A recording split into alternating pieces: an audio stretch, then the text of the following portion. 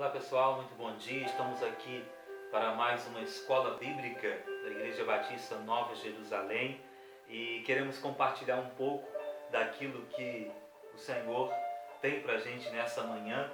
Hoje, domingo 21 de junho de 2020, chegamos à lição número 12 dessa série, A Vida de Paulo. Estamos na penúltima lição. Domingo que vem será a última lição. Hoje vamos aprender um pouquinho a vida após a vida. É o tema do nosso estudo de hoje, baseado em 1 Tessalonicenses capítulo 4, uma das cartas que Paulo escreveu aos Tessalonicenses, no capítulo 4, é a base da nossa lição de hoje. Nós cremos na ressurreição dos mortos. Ela sempre fez parte da pregação cristã. Atos, no capítulo 17, os versos 18 até o 32, registra isso. É a grande esperança cristã, a vida após a vida. E o Evangelho de Jesus oferece mais que qualquer outra doutrina religiosa. A ressurreição fala da volta à vida do homem integral. A obra de Jesus é completa. A obra de Jesus não é inacabada. A obra dele é completa. Assim nós podemos observar o primeiro ponto da nossa lição. A ressurreição como suporte da fé cristã. A ressurreição como suporte da fé cristã. Atos, capítulo 24, versículo 15, diz: tendo esperança em Deus, como estes mesmos também esperaram, de que há de haver ressurreição de mortos, tanto dos justos como dos injustos. Sucederá porque Cristo ressuscitou. Sua ressurreição afiança a de todos. Paulo escrevendo nos Romanos 6, 5 diz: porque se fomos plantados juntamente com ele na semelhança da sua morte, também o seremos na da sua ressurreição. Então ele fala de certeza. O Pai, Deus, que o ressuscitou, fará o mesmo conosco, assim como com Jesus fará o mesmo conosco. Paulo ainda escrevendo em 1 Coríntios 6,14 diz: ora, Deus, que também ressuscitou o Senhor, nos ressuscitará a nós pelo seu poder. A nós pelo seu poder. É o que a palavra de Deus testifica para cada um de nós. Então hoje, a minha e a sua esperança em Cristo Jesus, a nossa esperança, se baseia no fato de que Jesus ressuscitou. Porque Ele vive, nós viveremos. A cruz de Jesus decretou a morte da morte. João, escrevendo em Apocalipse, ele declara para a gente no capítulo 20, versículo 14: a morte e o inferno foram lançados no lago de fogo. Esta é a segunda morte. Ele decretou a morte da morte. Também, segundo o apóstolo Paulo, crer na ressurreição de Jesus é necessário para a salvação. Ele declara em Romanos, capítulo 10, versículo 9, a saber, se com a tua boca confessares ao Senhor Jesus e em teu coração creres que Deus o ressuscitou dos mortos, serás salvo. Certeza que cada um de nós podemos ter. A fé que salva é a fé no Cristo crucificado e ressuscitado. É fé no Cristo levado à cruz, posto na sepultura e de lá saído.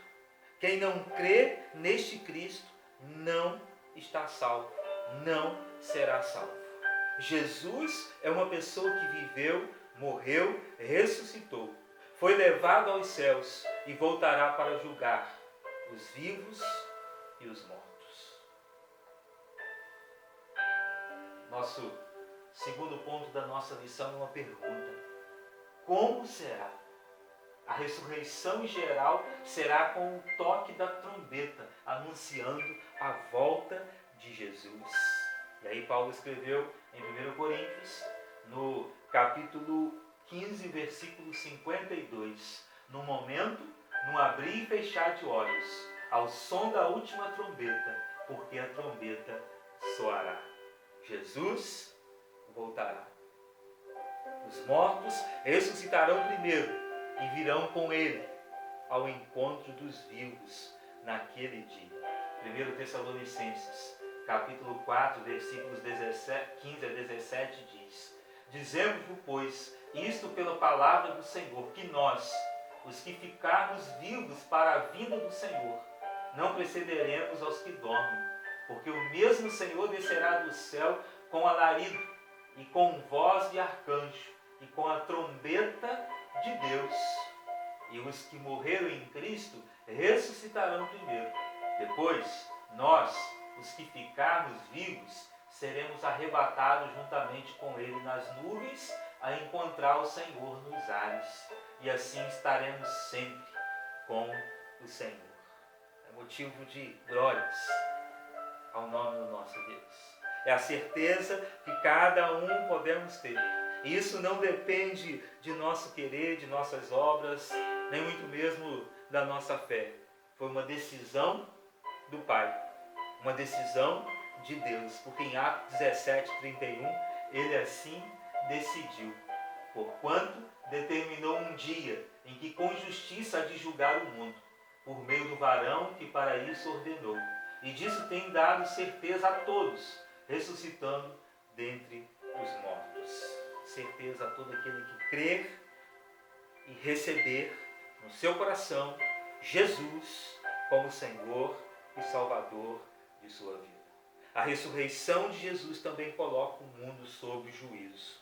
Naquele dia acontecerá o que Jesus anunciou. Mateus capítulo 13 diz, Mateus 13, 41 a 43. Mandará o Filho do Homem os seus anjos, e eles ajuntarão do seu reino todos que servem de tropeço, e os que praticam a iniquidade, e lançá-los-ão na fornalha de fogo. Ali haverá choro e ranger de dente. Então os justos resplandecerão como o sol no reino de seu Pai. Quem tem ouvidos, ouça.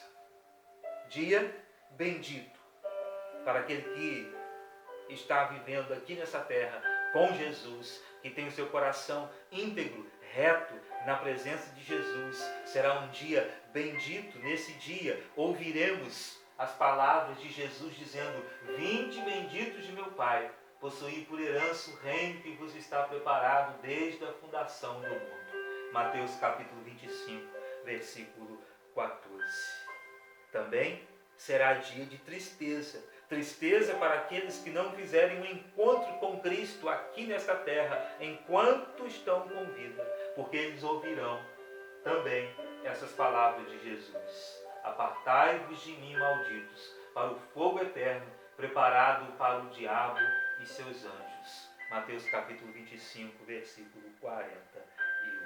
E a pergunta diante dessa palavra é: como será aquele dia para você? Como será aquele dia para você? Como será esse dia para você?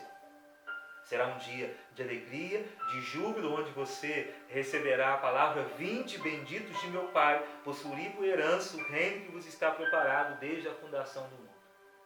Será de alegria se nessa terra você confessar Jesus como seu único e suficiente Salvador. Mas será de tristeza e tormento eterno se você nessa terra não confessar Jesus. Ele vai dizer assim: Apartai-vos de mim, malditos, para o fogo eterno, preparado para o diabo e seus anjos. De que lado você está? O terceiro ponto da nossa lição diz: o que acontecerá? Quando Cristo retornar, os crentes, os salvos em Cristo que morreram, serão ressuscitados e virão com Ele. 1 Tessalonicenses 4,16 testifica isso. Porque o mesmo Senhor descerá do céu com alarido e com voz de arcanjo e com a trombeta de Deus, e os que morreram em Cristo ressuscitarão primeiro. Fica evidente aqui como será o procedimento de Cristo, o que acontecerá. Os que estiverem vivos serão transformados. Versículo 17 de 1 Tessalonicenses 4, ele testifica: depois nós, os que ficarmos vivos, seremos arrebatados juntamente com Ele nas nuvens, a encontrar o Senhor nos ares, e assim estaremos sempre, ou para sempre, com o Senhor. Como acontecerá? Os resultados, os ressuscitados, e os transformados terão corpos glorificados. Isso levanta uma questão ou uma pergunta: como serão nossos corpos? Como serão nossos corpos? São dúvidas, perguntas. João responde, 1 João 3,2: seremos semelhantes a Ele, ou seja, a Jesus, porque assim como é, o veremos. Seremos semelhantes a Jesus. Talvez hoje haja muitas perguntas a mais que não sabemos como responder, porque só o Senhor Jesus, só Ele e o Pai sabem. Mas de uma coisa nós temos certeza, porque a Bíblia testifica isso: viveremos para sempre com o Senhor. É o versículo de 1 Tessalonicenses 4,17. E assim estaremos sempre com o Senhor. Sempre, para sempre com o Senhor. Por isso hoje façamos das palavras de Pedro as nossas palavras também. Bendito seja o Deus e Pai de nosso Senhor Jesus Cristo, que segundo a sua grande misericórdia nos regenerou para uma viva esperança pela ressurreição de Jesus Cristo dentre os mortos. Para uma viva esperança que não se pode frustrar em momento algum, porque Jesus é esta esperança. A vida após a vida, porque Jesus é a nossa esperança. Eu convido você para encerrarmos essa lição no Pensar e Agir, quando ensinou aos crentes de Tessalônica sobre o retorno de Jesus Cristo. O apóstolo Paulo começou dizendo que não queria que eles fossem ignorantes. E aí ele declarou no versículo 13 de 1 Tessalonicenses 4: não quero, porém, irmãos, que sejais ignorantes acerca dos que já dormem, para que não vos entristeçais, porque os demais que não têm esperança. Jesus é a nossa esperança. A vinda, ou a segunda vinda de Cristo, não é motivo de terror, mas é de júbilo para aquele que está na presença do Senhor.